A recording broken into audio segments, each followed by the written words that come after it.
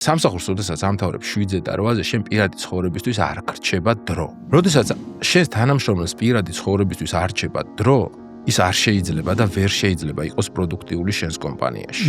ის უნდა მოვიდეს სამსახურში ბედნიერი, ის უნდა წავიდეს მოეფეროს შვილს, წაიყვანოს გასასეირნებლად.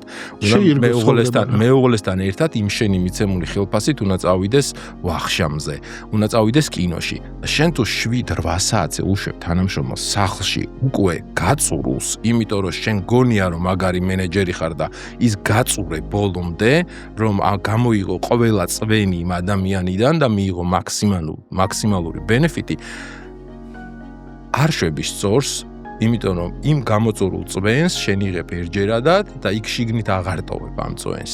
აუცილებელია ამ წვენის რეგენერაცია შენს თანამშრომლებში, რომ მათ მუდმივად მოგცემ შენ სარგებელი. ამიტომ მათი შინაგანი მდგომარეობა და მათი ცხოვრების ხარისხი ძალიან მნიშვნელოვანია შენი კომპანიისთვისვე. თავი რომ დავარებოთ ჰუმანურ და ეთიკურ მხარეს, რომ არ შეიძლება თანამშრომელი ყავდეს მონად, ხო? ჩვენ ადრე ვიწყებთ მუშაობას და საკმაოდ კაცრი ვარ სამსახურში. 8-ზე იწყება სამუშაო. 8-ზე მუშაობას 4 საათზე. რა საინტერესო კულტურა გაქვთ კომპანიაში, არა ქართული. 8 საათზე არ იწყებენ კომპანიების სახე. სამწუხაროდ.